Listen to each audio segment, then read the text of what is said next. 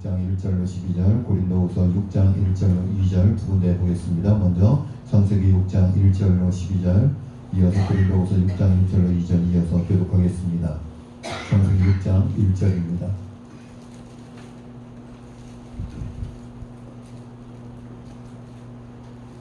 사람이 땅 위에 번성하기 시작할 때 그들에게서 딸들이 나니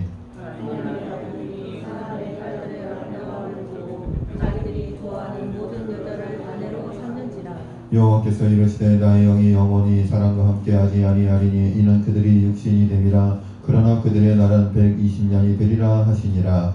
당시에 땅에는 네피림이 있었고 그 후에도 하나님의 아들들이 사람의 딸들에게로 들어와 자식을 낳았으니 그들은 용사라 고대에 명성이 있는 사람들이었더라. 여호와께서 사람의 죄악이 세상에 가득함과 그의 마음으로 생각하는 모든 계획이 항상 악할 뿐임을 보시고 땅 위에 사람 지으셨음을 한탄하사 마음에 근심하시고 이르시되 내가 창조한 사람을 내가 지면에서 쓸어버리되 사람으로부터 가축과 기는 것과 공중의 새까지 그리하리니 이는 내가 그것들을 지었음을 한탄함이니라 하시니라. 그러나 노아는 여호와께 은혜를 입었더라. 이것이 노아의 족본이라. 노아는 의인이요 당대의 완전한 자라. 그는 하나님과 동행하였으며 세 아들을 낳았으니 셈과 함과 야벳이라. 그때 온 땅이 하나님 앞에 부패하여 포악함이 땅에 가득한지라. 하나님이 보신즉 땅이 부패하였으니 이는 땅에서 모든 혈육 있는 자에게가 부패함이었더라.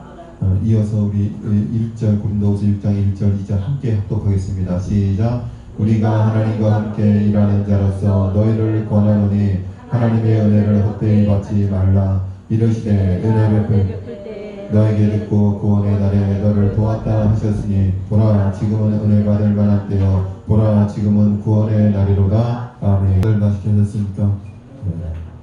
네. 맛이 없었어요? 맛있게 드셨어요? 네, 맛있게 먹었습니다. 감사합니다. 특성을 참 잘했어요.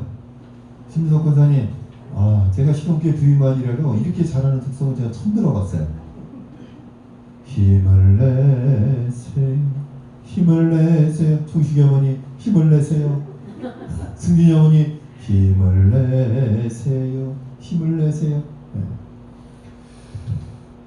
구애를 열심히 했습니다. 그런데 11번이나 거절당한 비둘기가 있었습니다. 비둘기는 매우 낙심해서 우울한 표정으로 앉아 있었습니다. 그때 참새 한 마리가 날아와 비둘기에게 묻습니다. 왜 그리 슬픈 표정이야? 너 혹시 눈 한 송이의 무게가 얼마나 되는지 아니? 참새가 비둘기한테 물어보는 거야. 야, 너 눈 한 송이의 무게가 얼마나 되는지 아니? 물어봤어요. 혹시 여러분 눈 한 송이의 무게가 얼마나 되는지 아시는 분? 모르죠? 네, 모르죠. 비둘기는 무뚝뚝하게 대답했습니다. 야, 그걸 내가 어떻게 알아? 눈 한 송이가 무슨 무게가 있겠어? 그러자 참새가 설명했습니다. 어느 날 나뭇가지에 앉아 노래하고 있는데 눈이 오기 시작했어. 흰 눈송이가 아주 조용하게 내려앉았지. 나는 눈송이를 세기 시작했어. 그런데 어느 순간 단 하나의 눈송이로 인해 견고한 가지가 부러졌어. 비둘기는 참새의 말뜻을 알아채었습니다. 눈송이 하나의 무게가 나뭇가지를 무너뜨린다는 진리를 깨달았습니다. 여러분 이해가 되시죠? 10번 찍어 안 넘어가는 나무가 없다. 10번 찍어 안 넘어가는 여자가 없다. 여러분 다 찍혀서 넘어갔잖아요. 정명문 목사님 12번 찍혔잖아요. 그렇죠? 이순환 목사님 2000번 찍혔잖아요. 장로님이 시동리에서부터 문의까지 오시는 정성을 생각했어. 혜영이 한 10,000번 찍혔잖아요. 뭐냐면 정성과 반복을 계속하면 마음이 열리고 우리의 문제가 견고해 보이지만 하나님 앞에 두드리고 기도하면 그 문제가 깨지고 부서지고 이루어진다. 뭐 그런 이야기입니다. 노아 홍수 때도 감람나무 잎사귀 하나가 희망이 되었습니다. 비둘기는 참새의 조언에 용기를 내어서 상대 비둘기에게 12번째 청혼을 했습니다. 그런데 드디어 비둘기의 마음이 움직였고 결국 구애에 대한 승리를 얻어 성공했습니다. 그리고 결혼해서 아들 낳고 행복하게 잘 살았다는 이야기가 신앙권에서 전해져 내려오고 있습니다. 반복하고 정성을 기울이면 반드시 이루어진다라는 이야기입니다. 어느 예수 잘 믿는 집사님 가게에 신사 한 분이 찾아와서 차 안에서 지갑을 소매치기 당했다고 하면서 돈을 10만원 빌려달라고 했습니다. 여러분 이와 비슷한 유의 경험을 해보신 적 있습니까? 저는 경험을 많이 해왔습니다. 제가 게스트교회 때 그런 분들 많이 찾아왔다고 했잖아요. 찾아와가지고 본인이 옛날에 뭐 권투를 했는데 주먹색이 있었는데 뭐 자신이 회심을 해갖고 그리고 제가 은혜를 받고 그러면서 경상남도 어디에 있는 기도원에 가려고 하는데 차비가 부족하다는 거예요. 그러면서 결론은 3만원. 결론은 3만원. 3만원 차비를 달라는 거예요. 그래서 제가 그분의 이야기를 한 1시간 넘게 들어주면서 그래도 말이 일리가 있다. 말한 정성에 기특해가지고 제가 10,000원을 드렸던 그런 기억이 있습니다. 이런 류의 사기가 참 많이 있습니다. 그러면서 10만원 빌려달라고 하면서 내가 꼭 갚아드리겠으니 이자는 많이 쳐서 갚아드리겠다. 빌려달라는 것입니다. 그런데 전혀 알지를 못하는 사람에게 10만원을 빌려준다는 것이 마음이 놓이지 않아서 못한다고 말했습니다. 그러자 신사는 자기가 끼고 있던 두툼한 금반지를 빼어주면서 정 못 믿겠거든. 이 반지를 간직하고 있다가 약속한 날에 오지 않으면 이것을 당신의 마음대로 처분해도 이유를 달지 않겠다는 것입니다. 여러분 같은 10만원을 빌려주겠어요? 안 빌려주겠어요? 이 사람은 빌려줄까 안 빌려줄까? 아 저한테 빌려줘요. 여러분 금반지 한 돈에 얼마인데요? 20만원 넘죠 한 돈에. 그렇죠? 그런데 두툼한 금반지 한 대여섯 돈은 돼 보이잖아요. 그러면 100만원도 넘는 거예요. 그리고 이거 10만원 빌려줬다가 안 찾아러 오면은 그거 팔아고 내가 쓰면 되는. 이거 남는 장사잖아요. 오면은 밑에 본전이고. 그래서 이분이 금반지를 받고 10만원을 빌려줬습니다. 약속한 날이 되었습니다. 금반지 찾으러 왔을까요? 안 왔을까요? 돈 가지고 금반지 찾으러 왔을까요? 안 찾으러 왔을까요? 금반지 찾으러 안 왔습니다. 이틀이 지나고 사흘이 지났습니다. 은근히 마음속에 돈 빌려준 사람 마음속에 무슨 마음이 생겼냐면 그 사람이 안 왔으면 좋겠다. 이런 마음이 생기는 거예요. 여러분 당연하지 않겠습니까? 그 두툼한 금반지를 팔았다면 100만원 넘게 돈을 버는 건데 이 사람이 금반지를 찾으러 오지 않았으면 좋겠다. 이런 마음이 들었습니다. 그러면서 속으로 기뻐하는 마음이 생겼습니다. 열흘이 지나도 오지를 않자 처분하기로 결심하고 자기 친구가 경영하는 금목방을 찾아가서 금반지를 내놓으면서 처분해달라고 이야기했습니다. 자, 여러분 예측이 되시죠? 이 금반지는 진짜일까요? 가짜일까요? 가짜죠. 100% 가짜. 100% 가짜. 속은 거예요. 속은 거예요. 친구는 그 금반지를 살펴보고 쇳덩어리에 금물을 입힌 가짜로 맥기라고 하십니다. 맥기 금반지 가짜였습니다. 이처럼 가짜를 가지고 며칠 동안 기뻐했으나 그것이 진짜가 아닌 것이 드러났을 때는 참으로 부끄러운 일입니다. 우리가 진짜라고 생각했던 것이 가짜일 수도 있습니다. 하나님의 은혜도 마찬가지입니다. 진짜 하나님의 은혜는 하나님으로부터 오지만 가짜 은혜는 마귀로부터 오는 것입니다. 이단을 가진 자들도 내가 진짜 하나님의 은혜를 받았다고 자기 나름대로 확신을 가지고 열심을 내지만 주님 앞에 섰을 때는 속은 것을 알고 탄식해도 소용이 없게 되는 것입니다. 여러분 이단을 믿는 사람들은 본인이 이단이라고 이야기하지 않습니다. 우리는 오히려 불쌍하게 생각합니다. 자기들이 진리를 믿고 있다고 생각합니다. 그들이 얼마나 불쌍한 영혼들입니까? 그들이 죽어 하나님 앞에 서지도 못했지만 하나님 앞에 섰을 때 얼마나 억울한 마음이 들겠습니까? 두 본문을 가지고 헛되지 않은 은혜라는 제목으로 함께 하나님 말씀을 나누려고 합니다. 저와 여러분이 믿는 신앙, 저와 여러분이 믿는 하나님, 여러분 받은 은혜, 이것이 은혜가 헛되지 않은 것이 되기 위해서 우리는 어떻게 해야 되는가? 헛되지 않은 은혜는 과연 무엇인가? 첫 번째, 은혜의 가치를 바라봐라 소중히 간직하는 은혜입니다. 신약본문 고린도후서 6장 1절에 보니까 우리가 하나님과 함께 일하는 자로서 너희를 권하노니 하나님의 은혜를 헛되이 받지 말라. 여기서 은혜는 대가 없이 받은 것이 은혜입니다. 로마서 4장 4절로 6절에 보면 일한 자에게 품삯을 주면 은혜가 아니지만 일하지 않은 자에게 품삯을 주면 은혜라고 기록하고 있습니다. 자 여러분, 내가 일한 만큼의 대가를 받는 것, 이건 은혜가 아니에요. 자, 이선희 집사님 한 달 동안 열심히 일했습니다. 자, 일한 것에 대해서 월급을 받습니까? 주급을 받습니까? 어떻게 하루하루 일당을 받습니까? 하루하루 일당을 받으세요? 시간제를 받죠? 그렇죠? 시간제를 받는데 일당을 받으면서 그 한진타월 사장님에게 사장님 고맙습니다. 이 은혜는 평생 잊지 않겠습니다. 라고 인사한 적이 있어요? 없어요? 이러니 그렇게 인사할 이유가 하나도 없어요. 왜? 쎄! 빠지게 일해가지고 이런 만큼의 대가를 받은 거예요. 마스크 쓰고 답답한데. 그렇죠? 얼마나 답답해요. 먼지가 날리니까. 이선희 집사님이 코로나19를 얼마나 미리부터 준비했냐면 한진타월에 다니면서 마스크 쓰는 훈련을 이선희 집사님이 정말 열심히 하셨어요. 열심히 하셨어요. 그래서 마스크 쓰는 게 안 불편하시죠? 불편하죠. 그래도 불편해요. 내가 일한 만큼의 대가를 받는 건 그건 은혜가 아니에요. 그건 당연한 거예요. 우리가 한 달 동안 열심히 일하고 직장에서 일하고 봉급을 받는 거 그건 당연한 거예요. 그건 하나도 고마울 이유가 없어요. 그런데 그냥 일하지 않고 받는 거 그것을 은혜라고 이야기하고 그것을 선물이라고 이야기하는 겁니다. 행위나 능력으로나 자격으로 볼 때 받을 수 없는 조건인데 무엇을 받은 것이 있다면 그것이 은혜라는 거예요. 왜 우리가 구원받은 것이 은혜이냐면 나는 아무것도 한 게 없어요. 나는 자격이 없어요. 그럼에도 불구하고 하나님께서 독생자 예수 그리스도를 이 땅에 보내주셔서 십자가에 끌려 죽으심으로 우리 죄를 대속하여 하나님의 자녀 삼아주셨고 그것을 믿기만 하면 우리는 하나님 나라의 시민권을 갖는 거예요. 여러분 미국의 영주권을 갖는 게 얼마나 어려운지 아세요? 시민권을 받는 게 얼마나 어려운지 아세요? 여러분 미국의 비자 받기가 얼마나 어려운지 아세요? 후진국에서 선진국으로 외국에 여행 가려고 하면 어느 기간 나가려고 하면 비자 받는 게 굉장히 까다롭습니다. 그런데 우리는 하나님 나라의 시민권을 받았어요. 무엇으로요? 하나님의 은혜로 받았어요. 내가 한 것이 아무것도 없어요. 나는 자격이 없어요. 인격도 안 돼 있고 여러 가지로 부족하고 하장하는 인생인데 하나님이 나를 뭐 어떻게 했었어요? 의롭다 인정해 주신 거예요. 나는 아직 의로운 사람이 아닌데 하나님이 나를 의로 여긴 바 되어 주셨다. 여러분 이것은 굉장히 큰 차이가 있습니다. 저 여러분들은 모두 부족하지만 하나님께서 저와 여러분을 의로 여겨 주셨다라는 것입니다. 그 하나님의 은혜를 우리가 거저받았으나 그 값진 은혜를 함부로 여기면 안 된다라는 겁니다. 부산에서 보일러 기술자인 한 장로님이 방직 공장에서 보일러 고장이나 고쳐달라는 청원이 있었습니다. 이 장로님이 보일러 고치는 전문가예요. 그래서 어느 회사에서 방직 공장에서 장로님에게 보일러 고쳐달라고 요청이 왔습니다. 월요일에 구두로 계약하면서 화요일에 50만 원을 받기로 했습니다. 그러니까 보일러 고쳐주는 대가로 50만 원 받기로 약속을 했습니다. 그런데 장로님의 교회는 부흥사경의 시간이었습니다.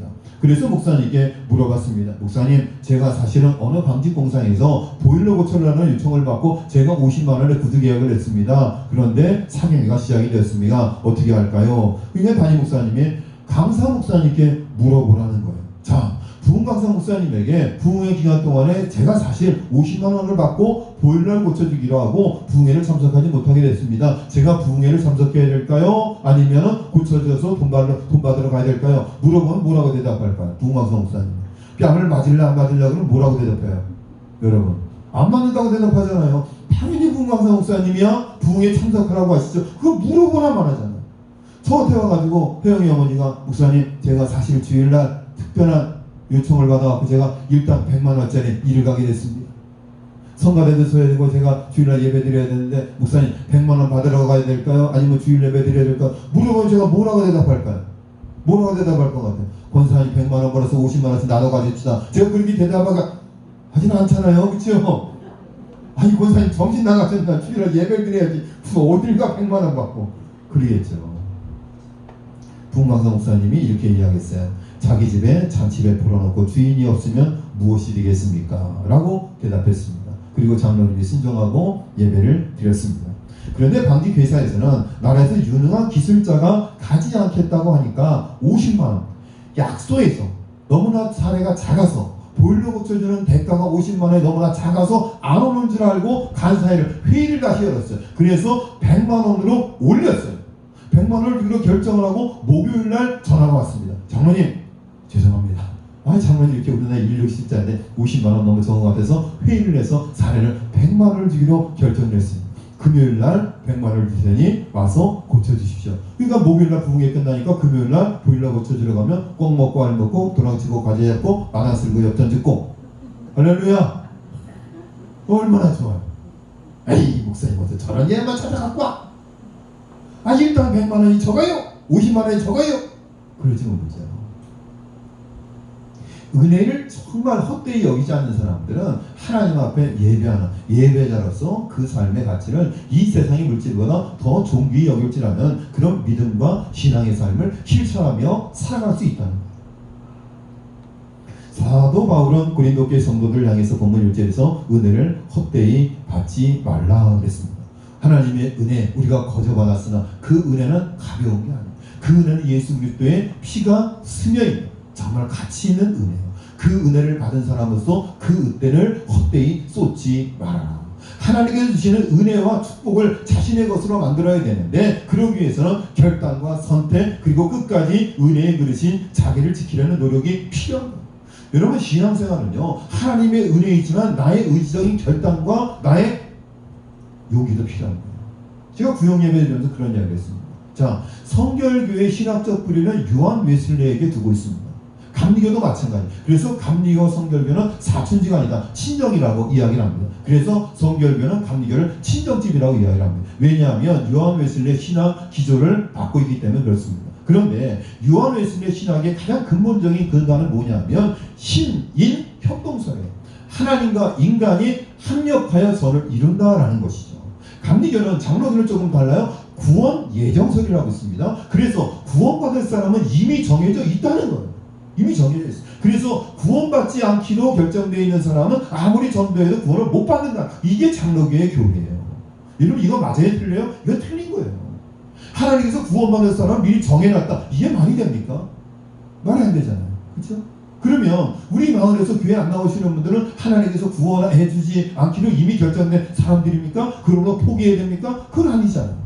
그런 식으로 따지면 야 지동님 우리 교회 나오지 않는 사람들은 모두 하나님이 구원 예정에 포함되지 않은 사람이야. 그러면 전도 안 해도 죄책감이 없어요. 하나님 앞에 부끄러운 게 없는. 왜 하나님은 구원하지 않을 사람이기 때문에 그렇다는 것이죠. 은혜는요 하나님의 전적인 은혜이지만 내 편에서 결단과 선택이 필요한 겁니다. 여러분 주일날 오후 예배를 드리는 것도 여러분의 결단이고 선택이에요. 집에 가는 것도 그들의 결단이고 선택이에요. 식사를 하지 않고 오후 예배를 드리지 않고 모두 공예배를 지고 주일날 예배 드리고 나머지를 온라인 예배를 드리는 것도 그 목사님과 그 교회의 결단과 선택이에요. 이런 예배를 전환하는 것도 교회에서 당해서 회의를 하죠. 그리고 결정을 하죠. 이것도 결단과 선택이에요. 여러분 믿음은 선택과 결단입니다. 여러분 모든 것이 하나님의 은혜이지만 여러분의 의지적인 노력과 결단도 필요한 거예요. 여러분이 우선순위를 정해서 내가 주일 오후에는 꼭 드려야 되겠다. 수요예배는 드려야 되겠다. 그리고 구역예배는 내가 하루에 2쪽이라도 드려야 되겠다. 이런 결단과 선택, 그것은 여러분의 몫이에요. 제가 오전 예배 드린 대로 여러분이 선택하고 여러분이 결정하는 거예요. 그리고 하나님은 그 의사를 존중해요. 그러나 그 책임은 자기가 지는 거예요. 그러나 하나님의 인도하심에 따라 성경 말씀에 따라 하나님의 뜻에 순종하면 그 인생은 하나님이 책임지고 보증해 주시는 거예요. 여러분 어디에 생명을 걸겠습니까? 내 의지와 내 선택 거기에 여러분 생명을 걸겠습니까? 아닙니다. 하나님의 축복, 하나님의 인도하심에 여러분의 선택을 결정하시겠습니다. 많은 사람들이 하나님의 은혜 받기를 거절하여 은혜에 참여하지 못합니다. 또 어떤 이들은 은혜를 받았으나 그 은혜를 소홀히 여겨 은혜를 쏟아버리고 은혜 받지 않은 자처럼 살아간다면 그는 은혜를 헛되이 받은 자가 되는 것입니다. 저는 우리 시동교회 모든 성도님들이요 하나님의 은혜를 받고 은혜 받은 자처럼 살아가실 수 있기를 바랍니다. 아멘. 은혜를 소중히 여길 수 있기를 바랍니다. 네. 하나님이 주신 은혜를 내가 소중히 받고 하나님 말씀에 순종하는 삶을 살아갈 수 있기를 바랍니다. 아멘. 그것은 다분히 여러분의 의지적인 결단과 선택입니다. 여러분 그 선택과 결정이 하나님께 순종하는 것이 되고 하나님께서 여러분의 인생을 책임지시고 축복하시는 복된 인생 되시기를 바라겠습니다. 아멘. 두 번째, 세속을 거슬려 구별된 삶을 살게 하는 은혜입니다. 자, 헛되지 않은 은혜는 뭐냐면 구별된 삶을 살게 하는 은혜예요. 예수를 믿는 사람과 믿지 않는 사람이 딱 보면 피곤합니다. 표정에서 다른 것, 살아가는 방식에서 다른 것, 언어에서 다른 것, 모든 생활의 형태들이 다른 거예요. 억만장자 도대체 얼마입니까? 이 그리스의 선방어 오나시스 얘기니까 굉장히 오래된 이야기죠. 이 사람은 돈을 정말 천문학적인 돈을 갖고 있는 사람이에요. 그런데 이 오나시스가 69세 때 무대에서 노래를 잘 부르는 마리아 칼라스에게 반해서 그녀와 살면 얼마나 행복할까 생각을 했어요. 그리고 그녀와 결혼하게 됐습니다. 69살인데 다시 결혼을 한 거예요. 제정신입니까? 69살인데. 그러나 8년이 되기 전에 주부로서 너무 모자라고 권태가 나서 그녀와 이혼했습니다. 그리고 나서 고 케네디 대통령의 아내였던 제클린과 살면 얼마나 행복할까 생각했습니다. 그리고 결혼을 했습니다. 제클린과 결혼한 지 일주일도 안 되어서 내가 실수했다 생각하고 이혼하려고 했지만 엄청난 위자료를 요구했기 때문에 이혼도 못했습니다. 자, 케네디 대통령이 전부인 제클린 여사와 살면 얼마나 행복할까 결혼했어요. 근데 일주일도 지나지 않아서 땅을 치며 후회했어요. 제클린은 한 달에 얼마를 썼냐면 여러분 놀라세요. 형님 어머니 제클린이 한 달에 얼마를 썼는지 아세요? 24만 원? 24억. 한 달에 24억을 썼다는. 와, 우리 교회가 1년 동안 성도들이 새파치 연금하고 죽어라고 공부해도 1억이 채 안 되는데 한 달에 24억을 혼자 썼다는 거예요. 이야, 그걸 바라보고 있는 오나시스의 마음이 어떻겠습니까? 너무나 기쁘다, 행복하다. 내가 사랑하는 연이, 내가 벌어놓은 엄청난 돈을 마음껏 쓰고 다니니까 너무너무 행복하다. 그랬을까요? 미치고 환장하고 팔짝길 노릇이죠. 여러분, 한 달에 24억원씩 써대끼는데 여러분, 당해낼 남자가 어디에 있습니까? 너무나 후회스러운 거예요. 혈압이 머리끝까지 올라갔어요. 그의 아들마저 비행기사로 죽었습니다. 끝까지 이혼에 합의한 제클린은 오나시스의 엄청난 유산을 거의 다 차지했습니다. 오나시스는 죽을 때 나는 인생을 헛살았다. 하나님께서 주신 축복을 쓰레기로 던지고 간다. 그러면서 죽었다. 하나님이 주신 축복을 쓰레기로 던지고 살았다. 여러분, 쓰레기랑 마찬가지야. 여러분, 제클린 여사가, 이 제클린 여자가 한 달에 24억을 쓰면서 여러분 그 돈을 기부하고 헐벗고 어려운 사람들을 위해서, 아프리카 난민을 위해서 여러분 그렇게 기부하며 썼겠습니까? 사치를 하면서 썼겠죠. 명품을 사들이는 데 썼겠죠. 다이아몬드 반지를 사는 데 썼겠죠. 호의호식하는 데 썼겠죠. 그 돈 24억이 한 달에 한 번씩 사라질 때마다 이 오나시스는 어떤 마음이 들었겠습니까? 나는 인생을 헛살았다. 하나님께서 주신 축복을 쓰레기로 던지고 간다. 가슴을 치며 후회했다고 합니다.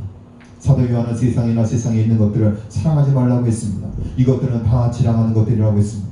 사랑하는 시도교회 성도님 여러분, 다 지나가는 것들, 사라지는 것들, 내가 죽으면 다 의미 없는 이런 것들에 생명 걸고 거기에 목숨 걸고 살아가는 인생이 아니라 세상 사람들과 구별된 삶, 하나님을 경외하는 삶, 그리고 하나님의 은혜를 입은 자의 합당한 삶 살아갈 수 있기를 바랍니다. 저는 우리 시도교회 성도님들이요, 교회에 있을 때나 시장에 갔을 때나 직장에 있을 때나 마을에 있을 때나 믿지 않는 사람들과 확연히 구별된 신앙의 삶 살아갈 수 있기를 바랍니다. 여러분, 은혜를 헛되이 버리지 않는 사람은 뭐예요? 바로 하나님의 은혜를 받고 구별된 삶을 사는 거예요. 차별화된 삶을 사는 거예요. 품위 있는 삶을 살아가는 줄로 믿습니다. 마지막 세 번째, 헛되지 않은 은혜는 믿음과 순종으로 준비하여 구원에 이르게 하는 은혜입니다. 신약 본문 2절에 보니까 보라 지금은 은혜 받을 만한 때요, 보라 지금은 구원의 날이로다. 은혜 받을 만한 때와 구원의 날을 동일시하고 있습니다. 하나님께서 은혜 주시어 믿음으로 살게 하시는 궁극적인 목적은 구원에 이르게 하시는 것입니다. 여러분이 구원받는 것이 하나님의 궁극적인 목적이에요. 여러분이 은혜를 주신 것도, 그리고 여러분이 하나님 앞에 복을 받는 것도 다 구원을 받게 하시는 하나님의 섭리인 줄로 믿으시기를 바랍니다. 여러분, 아무리 잘 교회를 다녔어도 막판에 신앙을 떠나면 구원 못 받는 거예요. 참 갈등이 있을 때가 있어요. 분명히 우리는 믿음으로 구원받아요. 마음으로 믿어 의에 이르고 입으로 신하여 구원에 이르느니라. 우리가 마음으로 믿잖아요. 우리 입으로 신하잖아요. 나는 하나님의 자녀입니다. 나는 천국 백성입니다. 나는 하나님의 말씀과 뜻대로 순종하며 살겠습니다. 그렇게 입으로 시인하잖아요. 이것을 결단이라고 이야기해요. 그래서 나는 구원받았습니다. 전도 폭발이나 혹은 대각성 전도 집회 때 일으켜 세워가지고 복음을 예시하고 입으로 시인하게 하고 따라하게 합니다. 그래서 그 순간 입으로 시인하고 고백하면 구원받았다고 이야기합니다. 여러분, 구원이 이렇게 이루어질 수도 있지만 이 구원이 관 진짜일까? 그렇게 한번 입으로 시인하기만 하면 내 마음대로 살아도, 내 뜻대로 살아도, 하나님의 나라와 상관없이 살아도, 하나님 나라의 가치관으로 사는 것이 아니라 나의 가치관으로 내 마음대로 살아도 과연 천국 간다고 보장할 수 있을까?